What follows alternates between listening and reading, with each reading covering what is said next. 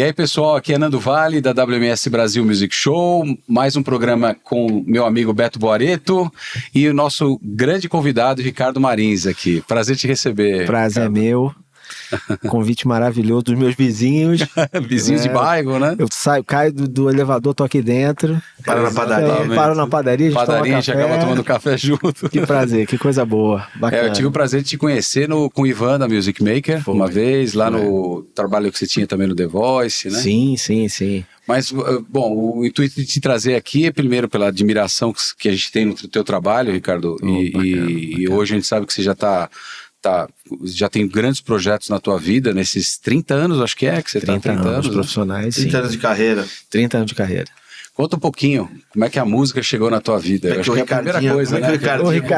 O Ricardinho lá no Rio de Janeiro, né? Foi uma história meio inevitável, assim, né? O meu pai já gostava muito de música, sempre ouviu. Meu pai era audiófilo, tinha aquele sistema de som. Putz, que Nossa, legal. é demais, né? E ele era um músico meio frustrado também, e ele sempre deu muita força. E um dia minha avó falou assim: eu vou começar a fazer aula de piano, queria saber se você quer ir comigo. Minha avó era muito minha parceira, eu falei, cara, claro que eu quero. Que legal. E aí eu comecei a tocar piano, mas eu sempre tive aquela queda pela guitarra, assim, né? E fiz muitos anos de aula de piano no conservatório, né? De piano clássico. E pro pavor dos meus pais, com 7 anos de piano, eu larguei para ser guitarrista. Parei de tocar piano. Por favor, né? E pro meu pavor atual também, porque eu gostaria de ter continuado. Mais piano, Se a gente soubesse, quando a gente é jovem, o quanto aquilo que a gente vai pelo glamour da guitarra, né? Aquela coisa da do rock, mais ou rock and roll, né? Nossa geração, assim, via aquela que é um pós anos 60, 70, que vem... já estava na nossa aura, assim. É a época, inclusive, que eu mais gosto da guitarra e do rock, da música. Para mim, tanto na música brasileira quanto na música mundial, a década de 60 e 70 para mim são determinantes. Eu acho que o restante também me agrada muito, mas eu gosto muito mais dessa época. Meu pai ouvia muito Beatles, né? Minha primeira banda ouro, né? foi de Beatles, né? Ah, você teve uma banda? Com 10 anos eu tinha uma banda de Beatles e... Que legal. Com 10 anos.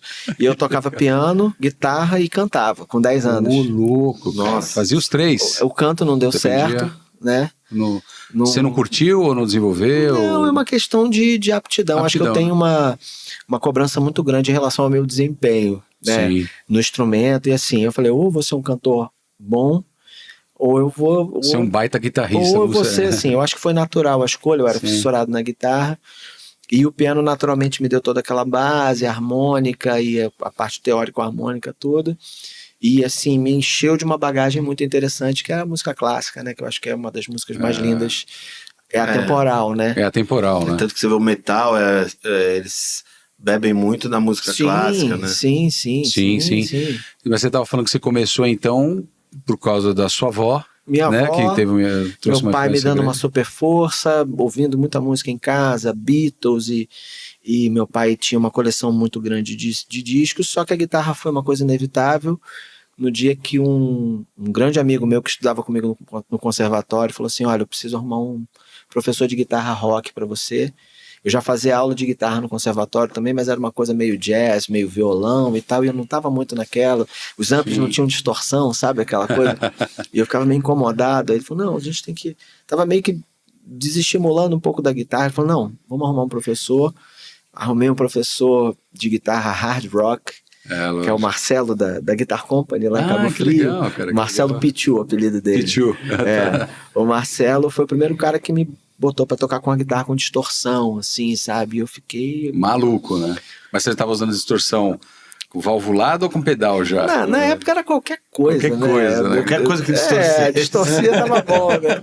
É que nem o requeijãozinho que você recortava pra fazer uma palhetinha pra fazer barulho na bike. Exatamente. Foi uma coisa assim, uma galera nem tem ideia que é essa nova geração. Eu fazia. Eu fazia também. Isso aqui era um motor, né? Geração, né? Quanto maior e o barulho maior era opa, E potência. ficava mudando, tudo que era plástico. Eu lembro uma época que eu fiquei numa fissura, eu mudava toda hora o tipo de tampinha pra mudar o quanto mais grossa, às vezes. Pra mudar o barulho do motor, parecia um motor. Era muito interessante. O duro é você entortasse o aro, né? Até a minha bicicleta tinha distorção, então era uma coisa de rock muito forte. E esse meu amigo me apresentou, além do professor, ele me apresentou Deep Purple, Nossa. e o Rush. Foram os dois. E o Led Zeppelin, né?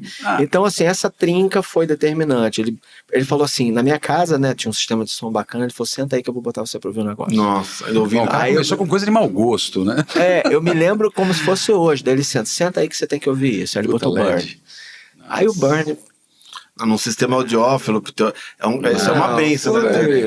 Você tem em casa um sistema audiófilo pra você ouvir música que as pessoas não têm ideia o que é isso. Isso em disco, né? Em LP. Ele botou LP, aquela coisa, aquele ritual, bolachão. Delícia. Senta aí que você vai ouvir o maior som que você já ouviu na sua vida, aquele esquema. O nome dele é Fábio Viseu. O meu melhor amigo. Ele que me fez ser músico. Que legal, cara. Ele mora no Rio. Mora em Curitiba. Mora em Curitiba hoje. Curitibano. E a gente tem muitos projetos juntos até hoje. Agradecemos ao Fábio, então, né? Esse cara tá na música. O Fábio foi determinante e a partir dali a gente montou uma banda chamada Safra 70, só tocava a década de 70. Nossa, que lindo. E ali era de Purple, Led Zeppelin, Rush e Black Sabbath, e, enfim, eu esqueci o piano e fui totalmente pro rock and roll. Pegou uma Les Paul, não? Pegou uma Les Paul pra dar uma de Jimmy Page? Na época eu tinha 2 guitarras da Golden. Da Golden, cara. Golden, 2, uma SG e uma Strato. SG é esse total, né? Total. E aí eu comprei meu primeiro pedalzinho da Boss, Overdrive, e aí as coisas começaram a tomar lugar. Puta, você é da época você lembra daquele, acho que era Oliver? Era Oliver, lembra do pedalzinho Oliver? O meu primeiro show foi todo com equipamento emprestado, e era um equalizador da Oliver, um Turbo Rat do meu amigo Bebeto, que foi um outro grande incentivador da minha carreira. Que legal. E a guitarra do meu professor e tal, toquei com tudo emprestado, assim. E o primeiro show eu abri tocando Burn na versão do Made in Europe, que tem uma intro bonita do Blackmore sozinho. E assim, era o Grêmio escolar, o ginásio, fumaça. Eu falei, gente, isso é o sonho, né? E eu com, sei lá... Ali era gelo seco, né? Eu tinha 14 anos, assim, nessa época, e foi uma coisa, assim, muito marcante, assim, né? Que legal, né? Aí ali que você teve a certeza do que você queria. Não foi meio inevitável, sabe? Assim, né? Não tinha muito pra onde correr. Eu já comecei a dar aula de guitarra logo. Você já estava dando aula com 14? Não, comecei com 15 para 16 anos. Mas, assim, incrível, era uma galera bem iniciante, mas, assim, eu já vi que ali tinha um viés de vida, de ganhar grana, e ali eu comecei a comprar meu equipamento. Então, assim, falei, opa, aqui tem um negócio legal, vou dar aula de guitarra, que eu gosto de fazer. Você curte dar aula, né? Eu sempre gostei de dar aula. Eu vi teus trabalhos, até que é legal você até um parênteses aqui, quero você mandar pra galera aí o teu Insta, o teu curso. Você tem vários, tava vendo, cara, é muito legal, divididinho. Você não quer fazer todinho ele, né? Do 1 ao 12, esquece. Como que acessa? O meu curso chama Guitarra Melódica Pro. Guitarra Melódica Pro. Isso. E o que acontece é que eu, dentro dessa coisa do ensino, que foi uma coisa muito presente sempre na minha vida, eu sempre dei muito valor ao ensino e aos professores, né, que eu tive. Sim. Que foi, assim, eu lembro de cada um deles com uma importância muito grande na minha vida, assim. E eu costumo exaltar, na realidade, a importância desses profissionais que muitas das vezes são muito rebaixados por conta de serem professores de música. O professor como um todo no Brasil é uma coisa muito triste, né? Pouquíssimo valorizado. E é muito importante, assim, todos os meus professores, que foram o Edson, que foi meu primeiro professor de violão, a que eu chamava de tia Eleonora, que foi minha primeira professora de piano, o Marcelo. Eu tive um grande professor de harmonia e teoria chamado Flávio Henrique Medeiros, o QQ, falecido, foi assim, muito determinante para minha vida. Fernando Vidal, eu fiz aula de guitarra com o Fernando Vidal. Nossa, que legal, cara. Eu tive um professor muito bom chamado Cláudio Bess, que era um guitarrista de uma banda de metal chamada Taurus. Né? Então assim... Que ano isso? Cara, adolescente. Você teve vários professores, assim. E de lugares muito diferentes, sabe? Então, eu fiz faculdade de música, não terminei, porque eu já trabalhava. Aonde você fez? Eu fiz na Estácio de Sá. Mas assim, todos esses professores que você está relatando, foi tudo mais ou menos no Rio de Janeiro, ou você via tudo no Rio de Janeiro? Tudo no Rio de Janeiro. Na realidade era Niterói, né? Tinha um conservatório, e eu ia... escalando e procurando aquilo que eu queria e tal. Numa coisa muito instintiva, muito de garoto, né? Aquela vontade de estudar e de ser músico e tal. Mas falando da coisa da aula, a aula de guitarra ou de qualquer instrumento, ela é muito importante, né? Porque eu tive situações muito emblemáticas, assim. Primeiro que eu tenho grandes alunos que fizeram que estudaram comigo muitos anos, que são grandes profissionais, assim, hoje, né, renomados. Segundo, que eu nunca tive, assim, aquela coisa, ele é muito iniciante, ou ele já toca bem, eu nunca tive muito esse grilo de dar aula para quem está começando, porque eu acho que essa construção, a construção da música na vida da pessoa, ela tem um significado para cada um. Então, é muito legal você participar disso, né? E aí eu vim meio que estudando, já lecionando, aprendendo muito na vida profissional, porque muito cedo eu comecei a acompanhar os artistas da cidade, a gravar na gravadora da cidade, que foi uma coisa que virou o meu trabalho principal, que era ser um guitarrista de estúdio, acompanhar artistas. Começou numa coisa muito local, com bandas, e a coisa vai abrindo, você vai fazendo network, não existia Instagram, não tinha YouTube, era indicação daqui, indicação dali, e assim eu fui evoluindo no meu conhecimento, e eu acho que você trabalhar com música traz uma riqueza muito grande em termos de aprendizado, no sentido de que você não consegue ser um músico profissional só estudando formalmente. Você precisa estudar formalmente, o melhor que você puder, e ser um músico que tenha estrada, trabalhos, rua, né, cara? convivência, Tá na rua. Tenho grandes amigos meus que são músicos profissionalismo só da rua, né? Nunca tiveram um treinamento teórico nenhum. E eu sei da importância dos dois. Então, o que eu tento fazer é sempre fazer um blend disso tudo, sabe? E citar sempre essa importância de que a música, ela é muito importante na vida de todo mundo. E as pessoas que querem aprender precisam dos professores. E acho que é muito comum. Você está falando de uma coisa muito bacana, Ricardo, que eu lembro do meu pai me dizer, quando eu decidi não ficar só na faculdade, já ir para o trabalho, logo cedo, ele falou, é aí que você vai aprender, é o dia a dia, é estar na rua, é exatamente o que você está falando, é a experiência de você tocar num barzinho, você tocar numa noite, tocar num casamento, tocar num estúdio, né, produzir arranjos, tudo que você tem de experiência aí. E eu acho interessante que quando você olha o teu histórico e soube escolher dentro daquilo que você reconheceu em você, né, o teu potencial, quer dizer, escolheu a guitarra como instrumento principal. A voz deixa pra lá. Você é realmente um grande guitarrista e produtor musical por causa disso, né? Por causa da estrada e das escolhas que você fez, né? Eu acho que a música, ela vai meio que delineando naturalmente, né, as suas escolhas.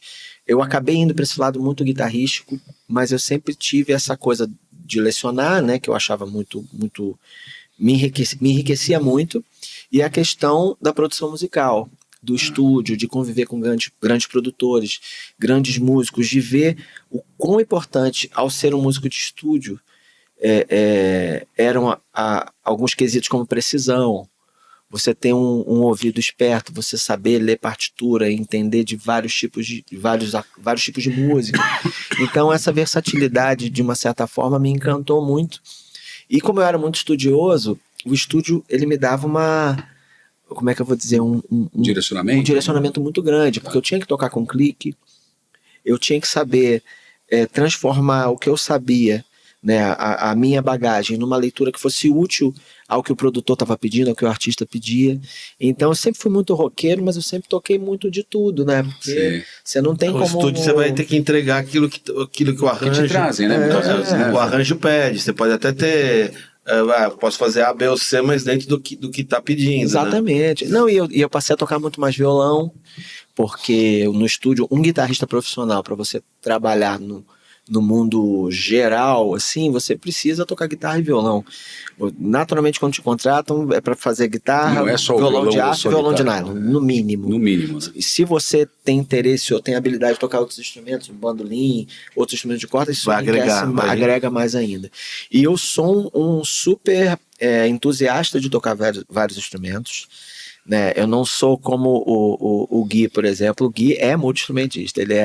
Eu sou meio que um bicão de vários instrumentos, sabe? Assim, eu sou guitarrista e violonista. Guitarrista e violonista de formação. Principal, mas assim, eu toco teclado, eu toco piano um pouco, eu toco bandolim, eu toco banjo, eu toco baixo. Baixo é a maior frustração da minha vida, então já tem alguns anos que eu sou um baixista bem presente, sabe? Presente, tentando avançar mais no baixo. Porque se você não entende a linguagem dos instrumentos, num estúdio você não vai saber nada. Você vai querer tocar só o que o seu instrumento entrega. Na realidade, é um encaixe, né? Uma colocação, você tem que entender tudo que está acontecendo. Então, eu sempre me interessei. Abrir espaço. É super legal o que você está falando, né? Legal, desculpa, Beto. Não, é porque você abre espaço, porque você vai jogar junto. Exatamente. É que nem um time, né? Sim. Então, pode ser o maior craque, você não vai jogar sozinho. Exatamente. Pega o Neymar, ele não joga sozinho. Ele vai precisar ele pode até ser um grande... o grande trunfo, né? O que decide ali, mas sozinho não joga. Não joga. E aí tinha uma gravadora chamada Niterói Discos, da prefeitura, e eu comecei a gravar com o Marco Sabino, que é o cantor, né? Compositor de Reluz e tantos outros sucessos, e ele me deu vários toques na época. Falei, não, cara, não se preocupe, a melodia, faz um solo que tem a ver com a música. Eu fui ganhando vários professores na produção musical. Sim. E em paralelo a isso, acompanhando artistas, e até que entre acompanhar artistas locais e artistas de fora, eu comecei a acompanhar, conhecer mais gente do mainstream, e aí a gente acabou montando uma banda chamada Triodélico. Era eu, o Fábio Lessas, Pô, que legal, e o Wallace Cardi. Era um trio, e essa banda acompanhou vários artistas locais. Sim. E assim, acaba que eu e o Fábio, a gente teve uma identificação muito grande na época, e o Fábio começou a me chamar para uns trabalhos, eu comecei a chamar ele para outros, aí a gente começou a acompanhar vários artistas juntos, né? A gente já tinha uma confiança, uma afinidade musical grande, a gente tinha uma banda. Liam, né? A gente tinha uma linguagem que se completava, e aí acabou que a gente foi tocar com o Léo Maia, e aí na época que ele estava começando a carreira, e depois, pouco tempo depois, eu fui tocar com o Pepeu Gomes, e aí acabou que eu fui tocar com a Preta Gil. Acho que eu te conheci nessa época. Foi nessa época. Na realidade, o Pepeu, tava eu e o Fábio nessa história, um amigo nosso percussionista chamou a gente para gravar guitarra e baixo num disco de uma banda de rock. A gente não sabia o que era, a gente já desconfiado que era uma roubada e tal, né? Aí o Fábio falou, não, cara, vamos perder nada, uma graninha e tal, vamos lá. Aí eu cheguei, a gente começou a ensaiar com a banda no estúdio Floresta lá no Rio, e aí um dia eu vi o Pepeu Gomes entrando no estúdio, pela janelinha da porta do estúdio. Eu falei, cara, o Pepeu vai sair aí, daqui a pouco eu vou lá ver o ensaio, né? Lógico. Vou tietar, né? Tietar. E aí, não, tava chegando a hora do solo, de repente abre a porta, assim, blau! Era o Pepeu entrando no estúdio. Nossa. Na hora do meu solo, assim. Aí eu falei assim, meu Deus. Agora o Pepeu entrou no estúdio. Não dá pra... E aí eu fiz o solo morrendo de medo, né? Lógico. O Pepeu tava na porta, assim, de frente. Falei, claro que ele curtiu. Caramba, aí eu acabei a música, assim, meio assustado. Ele era o produtor do disco. Caramba, e eu não sabia. Cara. E aí ele acabou o solo, eu fiquei assim, olhei pra baixo, falei, meu Deus, o que será que ele achou? O que será que ele achou? E aí ele falou assim, ele falou, cara, você é dos meus, né? E aí nunca mais. Que legal, primeiro, né? Primeira assinatura, Primeira assinatura, você é dos meus. Aí eu já relaxei. O Pepeu falava, você é dos meus, é tipo o Zico falar, tá batendo uma bola, o Zico falou, você é dos meus. Demais, e cara. foi uma afinidade instantânea, assim, ele começou a ver, ele já gostou do meu som e tal, ele falou, pô, você tem um jeito de tocar guitarra é muito claro. E ele começou a falar do meu jeito de tocar, eu falei, pô, ele tá prestando atenção mesmo no que eu tô fazendo, né? É um fera, né, cara? E fomos pro estúdio gravar, depois dos ensaios. O estúdio era o estúdio BR Plus, lá no Downtown, na Barra, que era o estúdio PH Castanheira. Ah, tá. Mega producer da Globo, Sim. diretor musical de N programa, foi diretor do Fausto 30 anos, enfim, 20, 30 anos. Mas ele produziu todas as novelas, produziu Criança Esperança, tudo era... O PH fazia muita coisa na Globo.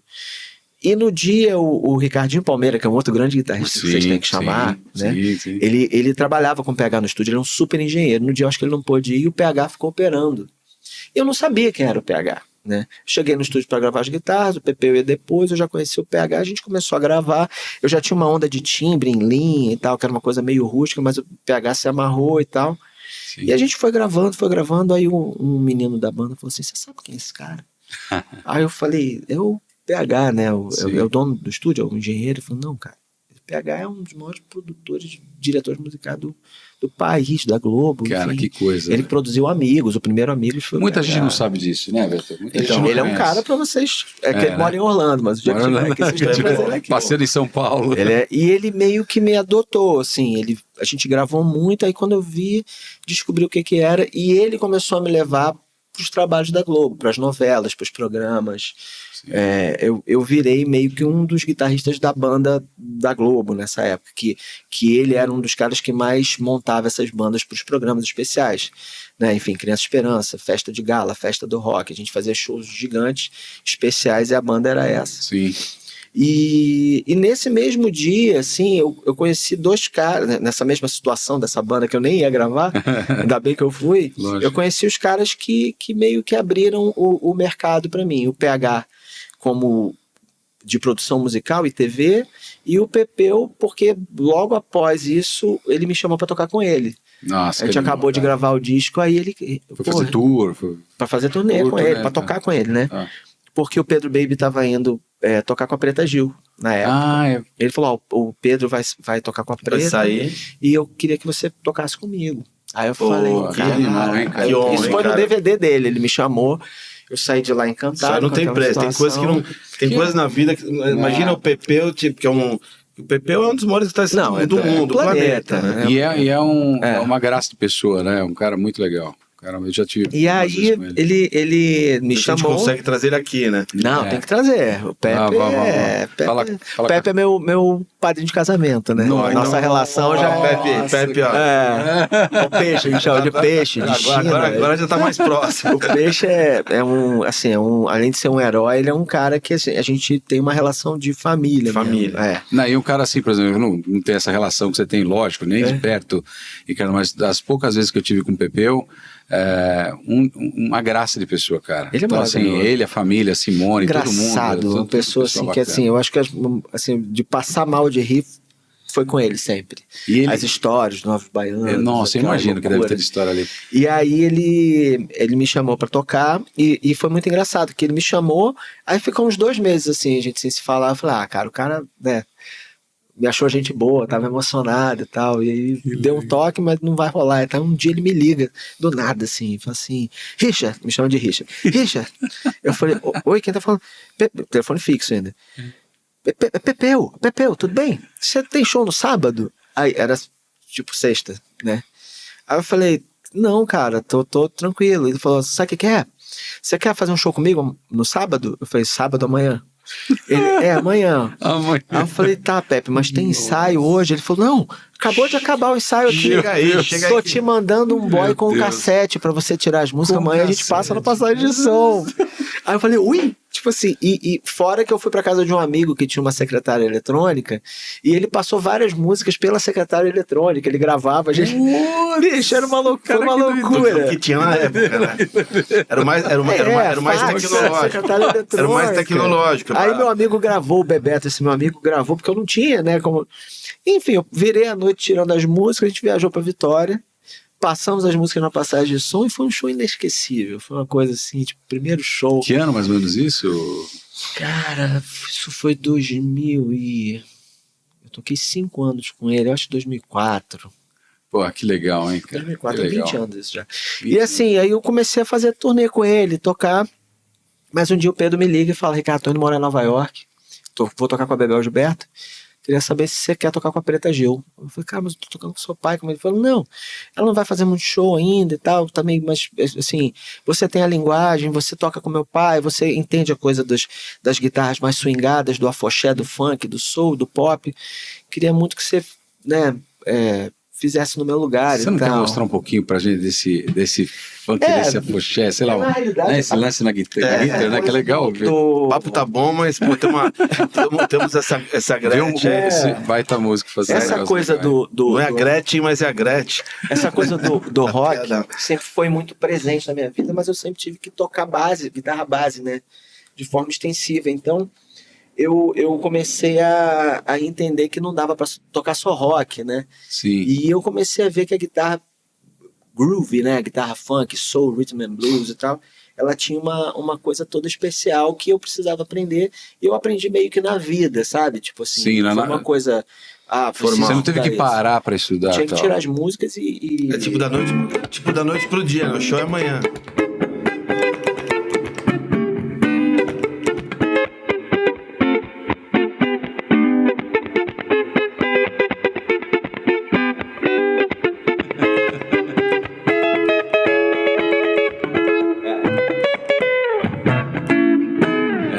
levada do afoxé.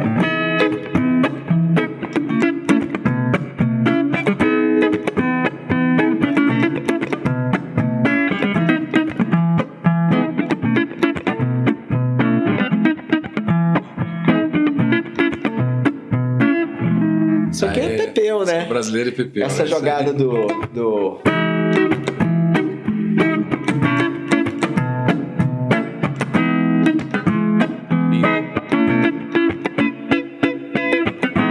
É uma mão muito leve, muito solta, sabe? É muito legal. E aí tem a coisa tem muito do funk, do groove, né? Meio James Brown.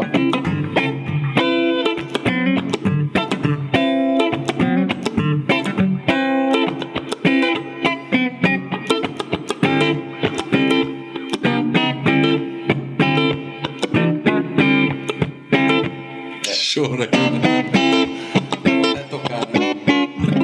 Demais. Quer dizer, e é mais pra trás. Eu tô tocando meio rápido, mas é meio... Sim.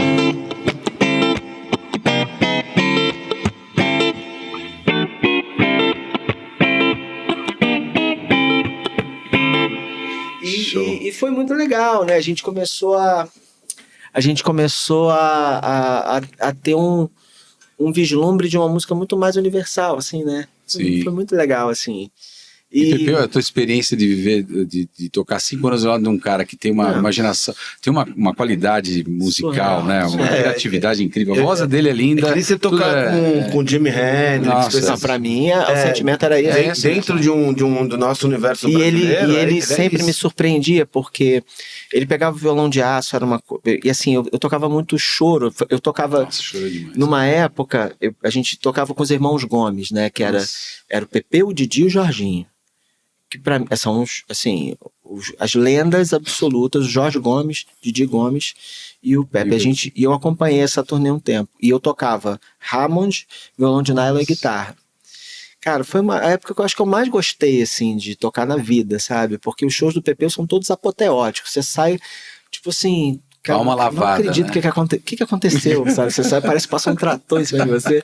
Só que é muito rápido, porque é tão lindo que você não vê o tempo passar, sabe? Na hora que acabou, você fala, pô, mas já acabou. Não? Cara, deu uma loucura, sabe? Posso contar uma coisa pra você, Ricardo? É uma coisa particular que eu tive com o Pepeu lá comendo bolinho de fubá e tomando café na casa dele lá no Rio, né? Uma vez que ele pegou um violão com a gente. E aí, no show que ele fez no Sesc em São Paulo... Eu fui para um show, ia começar, sei lá, acho que a apresentação no Sesc umas 9 e pouco, tava eu e minha família, fomos lá curtir o som, né? Cara, mas tava um calor aquele dia, um calor insuportável. Né? E eu não vi a hora de ver o Pepeu, né? Aí fomos ver ele no backstage, batemos um papo e tal, aí ele ia subir, cara, puta show antes. Só tem fera, né? Não vai ter ninguém abrindo o show de um cara como ele que não seja bom, né? Mas na hora que entrou o Pepeu, cara, a energia, a luz, né, que esse cara traz no palco e a música foi um negócio que, puta, aí esquecemos o calor à noite, é incrível. E ele fez uma coisa muito engraçada, logo, assim, eu não contei isso, mas isso foi uma coisa muito, muito emblemática pra mim. A gente tinha um show, quando a gente tava gravando com essa banda que eu falei lá de Niterói, o Triodélico, a gente tinha um show no Teatro da UF em Niterói, e a gente tava gravando esse disco, a gente comentou que a gente tinha um show e tal. Aí ele falou, onde é que é? Eu falei, não, show no Teatro da UF, é um festival de bandas da cidade e tal. Aí ele falou assim, posso ir lá tocar com vocês? Isso antes de eu tocar com ele. Posso ir lá tocar. Aí eu olhei pro Fábio na época, você pode? Você tá louco? Acho que a gente não vai? A gente pode tocar um Clapton, um Hendrix? Eu falei, calma aí, eu tô sonhando, alguém me beliche. Não, e eu não acredito, assim, eu falei, só vou acreditar no dia que ele tiver no palco. Que ele realmente chega lá. E a gente realmente não falou pra ninguém do festival que ele ia. Nossa, imagina que bombou na hora que não, você não tá entendendo. Aí ele não só confirmou, ele foi. A gente tocou Sunshine of Your Love e Purple Haze no final do show da banda, mas foi tipo uma surpresa, ninguém acreditou. Tipo assim, que a gente.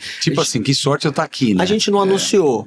Simplesmente no final a gente tem uma surpresa, a gente queria falar que um grande herói da música, guitarrista, um dos maiores do mundo, tá aqui com a gente e tal. Pepeu Gomes, aí ninguém assim, na plateia você ouvia assim, que era um show de bandas locais, sabe? Tipo, imagina. Assim, aí entra o Pepeu, bicho. Cara, aí tu pluga no ar. É sensacional, sensacional dele fazer isso, né, cara? Não, aí...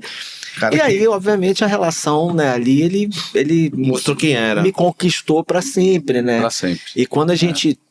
casou, minha lua de mel foi um show dele, né? Na realidade, eu não tive nem lua de mel. A gente saiu... Não precisa de mais nada. Ele foi no casamento, né? Ninguém acreditou, ele entrou ele e a Simone entraram, meus 2 padrinhos, né? Sim, sim. E no final ele falou assim, Richard, não se empolga na noite de núpcias que a gente viaja amanhã, né? E realmente foi isso mesmo que aconteceu. Fui com a minha esposa, recém-casado. E a sua esposa deve ter ficado doida, né? Não, minha esposa é cantora, locutora, conhece esse meio bem, e foi muito... Eu só tenho história boa com o Pepe, assim, não tem nada... Conheci a tua esposa na padaria. Exatamente, a outra vizinha aqui no Campo Grande. Pô, que legal, ela é cantora também. Sim, então. sim. E aí é isso, e aí, obviamente, chegou uma hora que a Preta começou a fazer um trabalho muito consistente, a gente fazia muito show, aí eu tive que sair do Pepe, porque começou a bater, Sim. E eu vim fazendo televisão e tocando com a Preta Gil em paralelo 20 anos, assim. Caramba, sempre trabalhando com PH e tocando com a Preta. Acabou que a gente teve a sorte de tocar com o Gil em algumas situações. Nossa, o Gil é outro gênio. Que é, assim, o Gil tem histórias inacreditáveis, assim, que eu passei pessoais, assim. Ele é uma pessoa incrível. Conta uma aí pra gente, para o pessoal saber. Eu e o Ben Gil, que é o diretor musical do Gil, sim. ele tava começando a tocar profissionalmente na época que a Preta lançou o segundo disco. E ele começou a fazer umas aulas de guitarra comigo e tal, e a gente teve neném numa época muito próxima, né? O meu filho que tá com 18 hoje. Nossa, o tempo passa. E aí, eu lembro que a gente abriu um show do Gil com a Preta no Morro da Urca. E eu tive uma dor de barriga tremenda no dia, assim. Assim, foi uma coisa... Passei mal, comi alguma coisa e tal. Sim. E no Morro da Urca, o camarim que fica do lado do palco é dos artistas, era um do Gil e da Preta. Eu saí do palco suando, aquele esquema, né?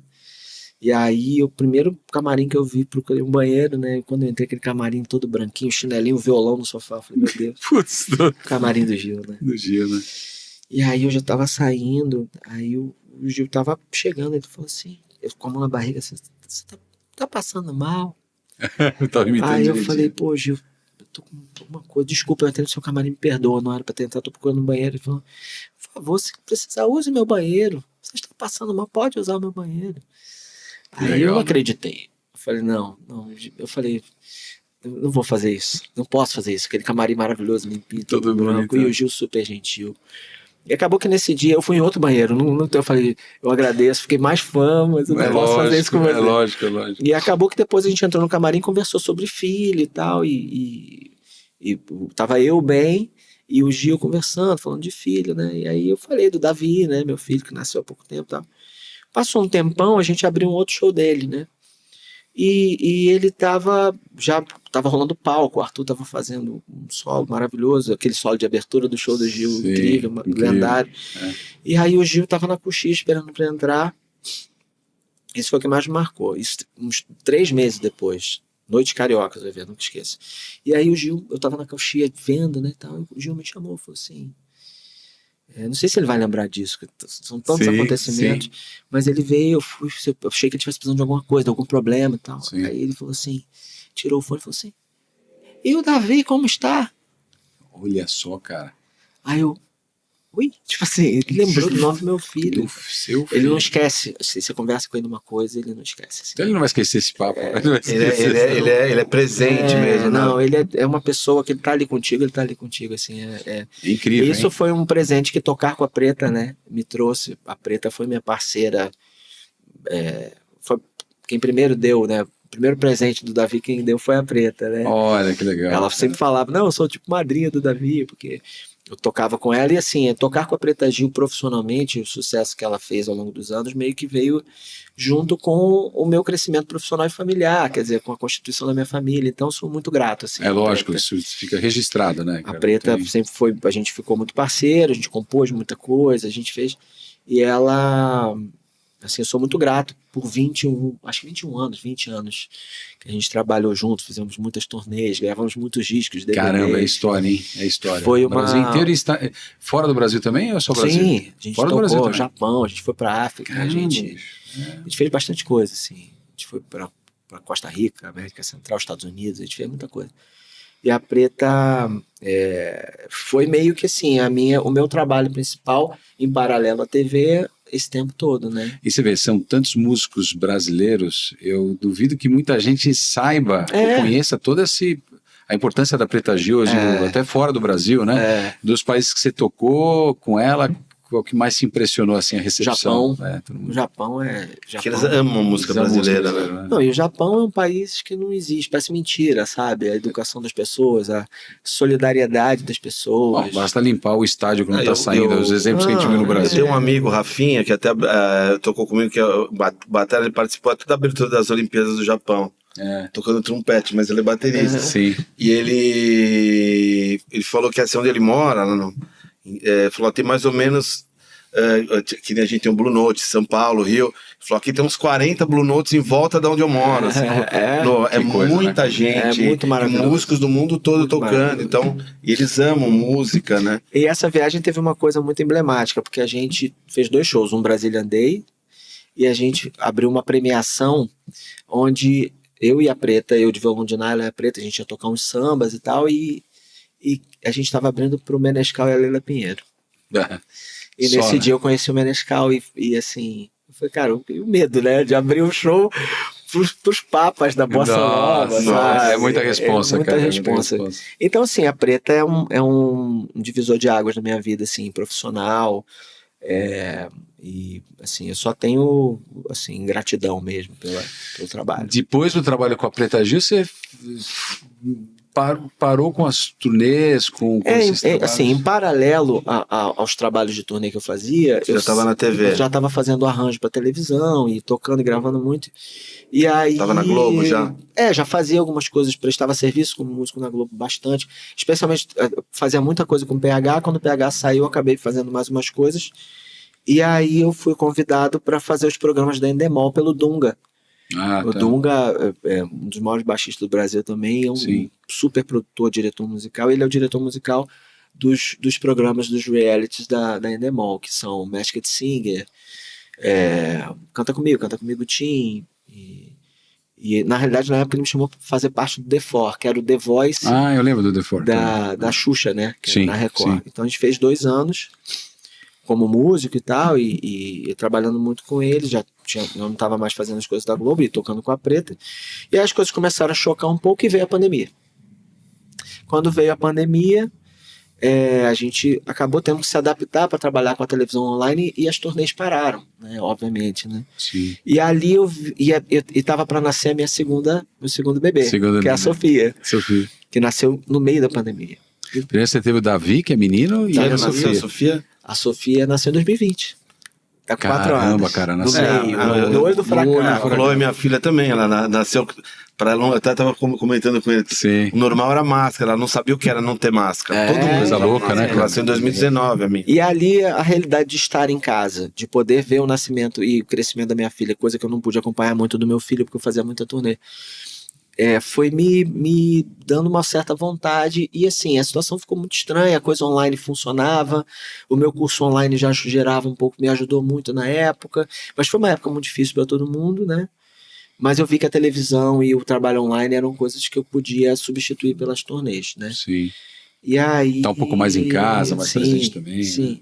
E aí acabou que no meio dessa situação toda, o PH um dia me liga e fala, tô fazendo os arranjos para um programa novo de TV, não posso dizer qual é ainda, mas eu queria saber se você topa fazer comigo e tal, institucional do programa. Eu falei, lógico, tava com estúdios em casa. Falei, vamos nessa. E começamos a fazer o Faustão na Band, né? O programa do Fausto. E depois ele me ligou e falou, olha, cara, eu queria te perguntar uma coisa, uma notícia boa, mas ruim. Você tem um trabalho bacana, que eu não sei se você topa. Se você topar, o ruim é que você vai ter que ir para São Paulo, vai ter que morar em São Paulo. Tem que morar aqui no Campo Belo. Não sabia onde eu ia morar. Não sabia nem o que ia ser nosso vizinho. E aí eu já tinha essa ideia de vir para São Paulo, porque aqui, para música e para produção musical, para qualquer coisa, as minhas marcas parceiras são todas aqui, é tudo aqui. Sim. Eu falei, não, eu preciso para Sampa, né? E aí pintou a oportunidade, era pandemia, eu achei que a minha mulher fosse ficar meio reticente e tal, eu falei, de jeito nenhum, vamos nessa. Eu achei até estranho, achei até que ela tava querendo me mandar embora mesmo, sabe? Eu acho que a pandemia ficou muito junto, falando, é melhor ele viajando. É lógico. E eu vim para São Paulo, assumi a produção musical do Fausto, com o PH. E aí, cara, a televisão meio que tomou conta. Tomou conta do teu... De uma forma muito mais executiva, né? De produção e direção musical, mesmo, né? Acho que também, caminha, né? A maturidade, você teve toda uma trajetória tocando, Sim. grandes oportunidades, tocou com Pepeu, pô, tocar com Pepeu tipo assim, Não, e poder, assim, eu acho que a coisa mais interessante, né, desse trabalho com a TV é justamente eu ver a experiência que eu tive e para ser muito sincero, em determinadas situações os músicos e os artistas talvez menos, mas os músicos não são tão bem tratados assim. Mudou um pouco isso? Isso foi uma coisa que eu assumi como missão. Eu falei, cara, o artista quando chegar aqui no programa do Fausto na época, ele vai se sentir em casa, sabe? Porque todo mundo trata bem o artista, ali ele coloca numa redoma. Inclusive eu fui muito... E o músico é como se fosse uma menor. Eu fui sem muito os músicos, a TV, o artista e não faz assim, nada. eu em situações foi muito bom e em outras situações não foi tão bom assim. E a primeira coisa era eu receber bem as pessoas. Isso assim... me deu e articular toda aquela situação e lidar com os artistas que às vezes chegavam de mau humor e convencer eles a fazer coisas que o Fausto queria, e o Fausto às vezes tinha umas ideias de improviso na hora e tinha que convencer o artista a fazer. Então assim, fora o network meu em relação a artistas, assessorias que meio que explodiu, né, porque você tem contato realmente com todo o mercado, e a gente fazia arranjos para os quadros, a gente fazia milhões de coisas, então foi um trabalho 360, assim, em termos de TV e música. E com apoio, né? Porque uma coisa que eu vou te falar, que até para a galera que está assistindo aqui, até o convite eu tive lá na Band, onde você está agora, né? E eu senti exatamente, quer dizer, eu não sou nenhum músico profissional, fui assistir um baita de um... O Schwab, o nosso querido amigo Gui Schwab, até o convite, e me senti muito em casa, cara, foi muito legal. A tua recepção de todo o pessoal que recebeu a gente. A equipe ela é muito azeitada, a gente está 3 anos, né, fazendo essa recepção, e foi uma coisa muito intensa. Eu parei de tocar uma época, né, eu não tinha como tocar, porque era um trabalho muito pesado, né, em termos de quantidade, responsabilidade, entrega, né, mas foi uma coisa que, assim, depois que esse bichinho morde é meio engraçado, porque eu não consigo me imaginar mais entrando num avião para ficar o dia inteiro viajando, para, sei lá, talvez passar som, chegar e fazer um show, depois entrar no avião de novo. Entendi, é uma vida que você não para, né?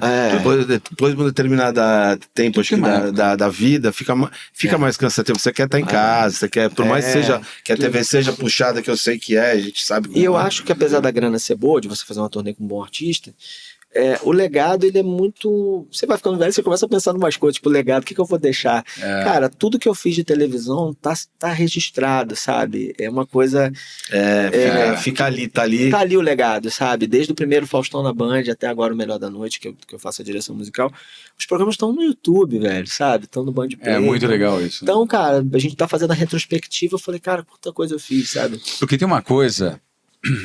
Ricardo, que o pessoal não se liga, eu não isento totalmente disso, mas quando você curte uma banda, você vai muito no vocalista, que é aquela coisa do, né, às vezes, ou aquele músico de apoio, ninguém se liga no cara que tá tocando a guitarra, que tá tocando o baixo, não, e é muito importante dar valor a toda essa pessoa. Sabe?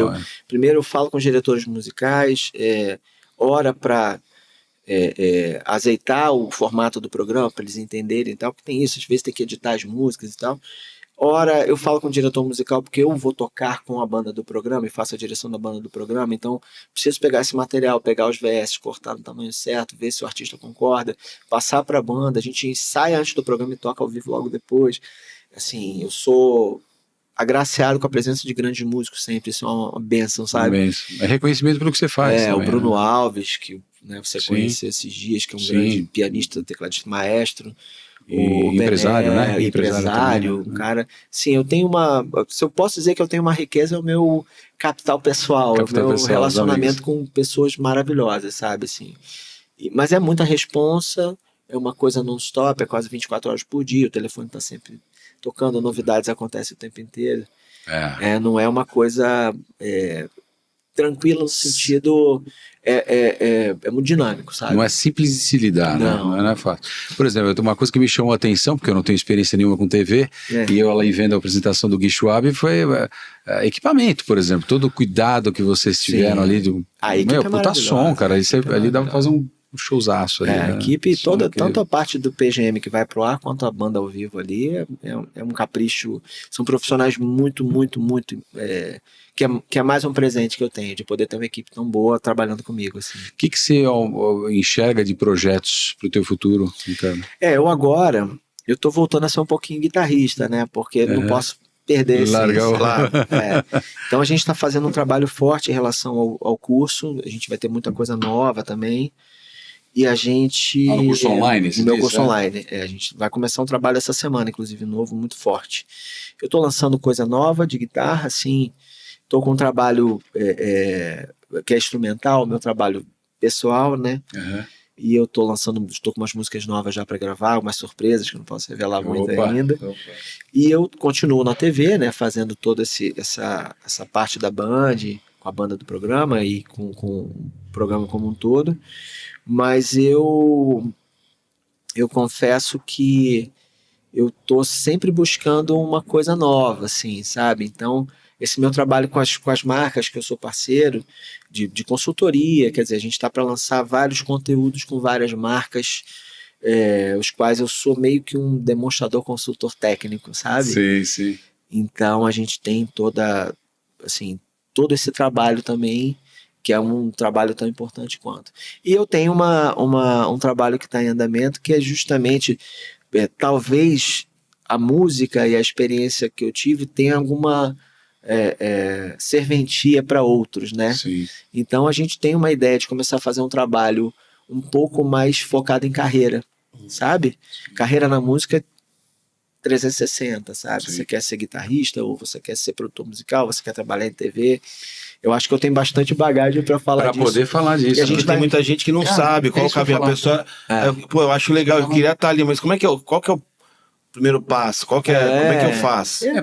Porque, cara, eu não saberia. Quais são os passos, né? Eu gostei de música, hoje eu não saberia o que fazer. A gente está trabalhando não vou dizer, não deixa de ser um produto, mas a gente está trabalhando uma vertente dessa, de carreira, de falar um pouco das experiências, para que as pessoas... Desculpa te cortar, Ricardo, explicar que músico trabalha, né? Porque ainda tem isso, né? Que é um trabalho, O que eu cansei de ser na vida de músico é como é severo o sacrifício, né, de você estar viajando e, enfim, longe da família. Longe da família, isso para mim, ser músico é uma coisa maravilhosa, mas você pode ser músico de várias formas. Ou você vai ser um músico full time, ou você vai ser um músico que toca em casa. E a música tem esse significado e você preenche aquele seu espaço ali, tocando em casa, com uma banda, às vezes o cara toca na igreja. Então, assim, eu acho que uma carreira na música, ela tem muitas vertentes, sabe? Você pode trabalhar profissionalmente, mas você trabalhar com a música não precisa ser necessariamente uma coisa profissional.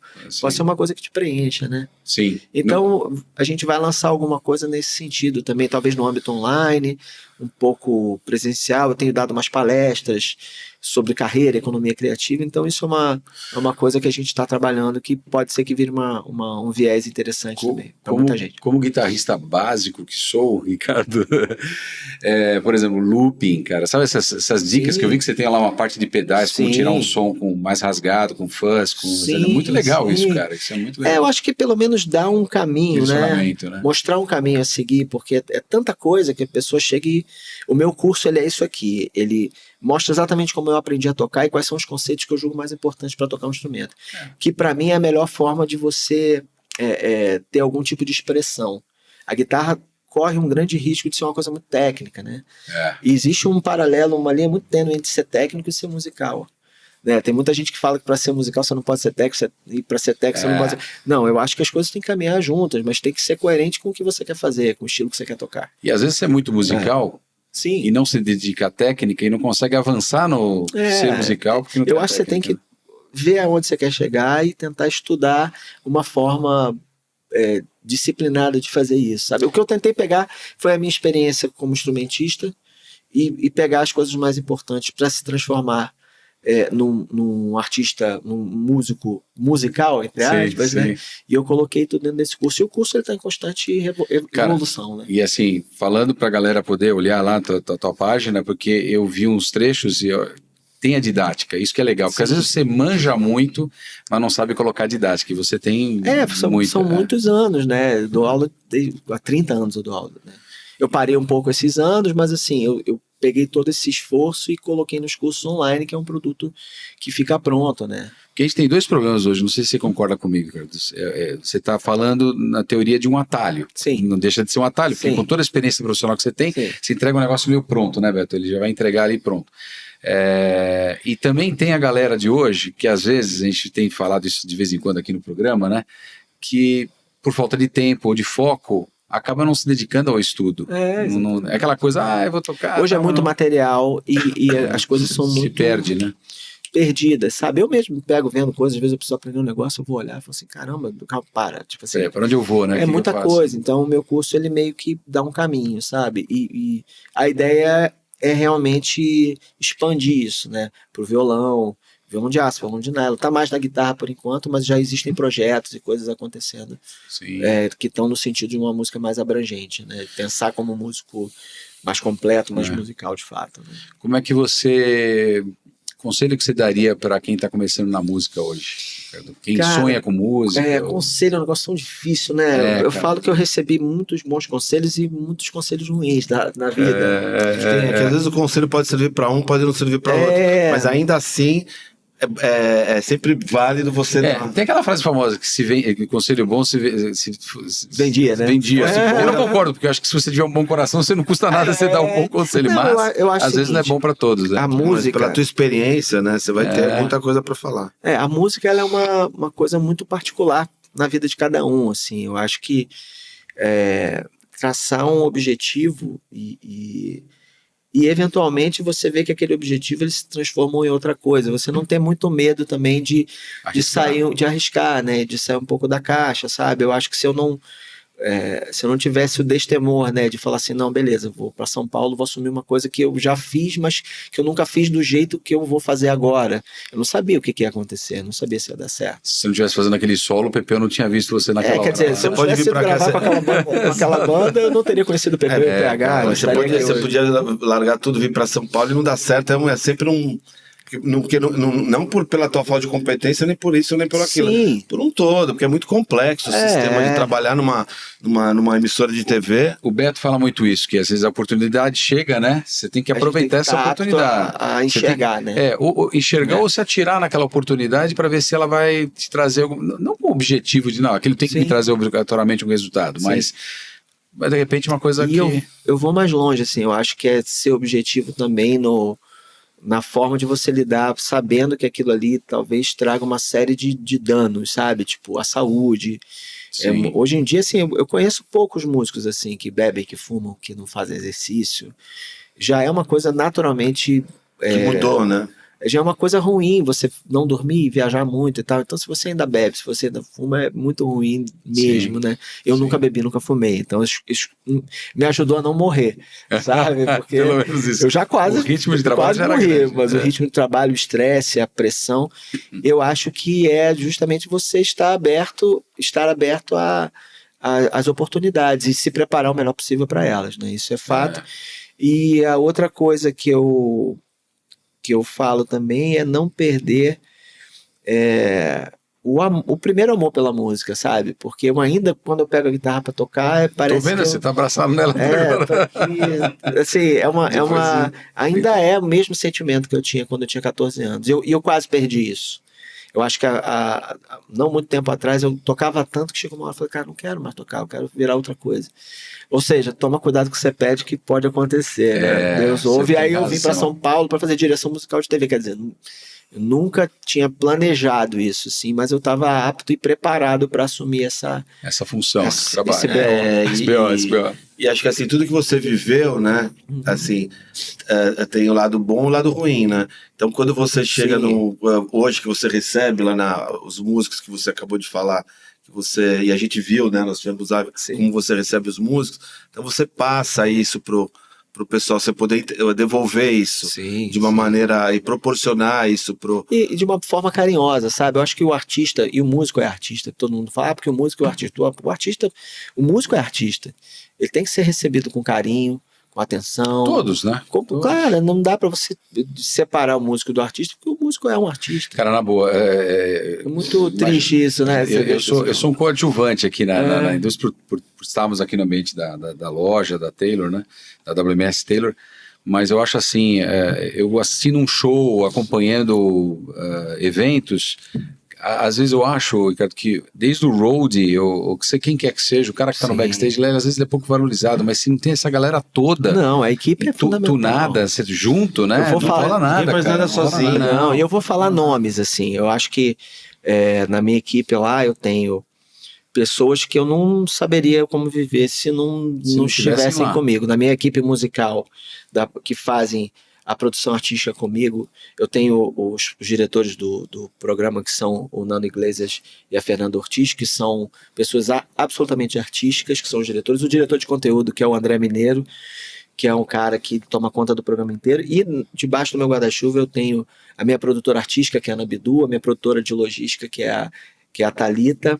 Eu tenho a equipe, desde a equipe de microfonação, que é o Hulk, o Mereu, o meu responsável técnico, que é o Omar Júnior, o Keifer, que faz o som do PGM, o Doug, que faz o master do programa, os sonoplastas, o Daniel Palma, sabe? São pessoas... Olha o tamanho da equipe, cara. E na equipe musical, o meu contra-regra musical, que é o Estevão Lira e o Átila, que são pessoas que tomam conta do backline das bandas. Então, assim, é muita gente, sabe? Não é... A gente não faz nada sozinho, né? Não faz nada sozinho. É uma coisa... É equipe. É equipe, é um né? time. Acho que você podia tocar um negócio isso que eu final do programa.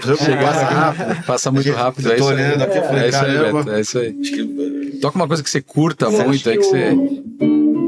O blues eu acho que é a base de tudo.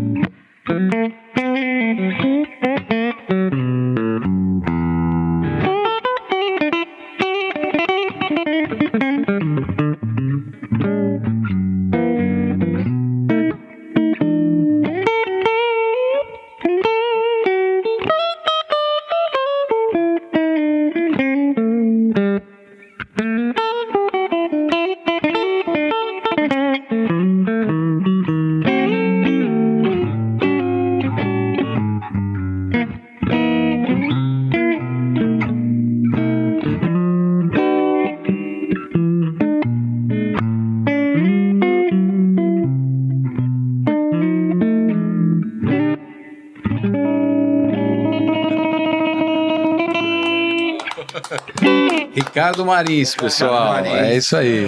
Ricardo, cara, queria te agradecer imensamente a presença. Agradeço, muito obrigado, cara. Contar um pouquinho da sua história e vamos voltar a falar para ter mais histórias. Eu sei que você tem muita coisa para contar pra gente super aí. dentro. Já, enorme prazer. Interfone aqui do lado ou na padaria. Já. É que é muita história. Hoje foi só pra gente fazer fazer um ampassando, que é o Ricardo, né? Ó, Beto, fala ainda na câmera, como é que você gosta das as diretrizes aí de sininho, não sei o que, você fala. Quem gostou, curte, compartilha. Curte, compartilha. Um sotaque carioca, curte, compartilha.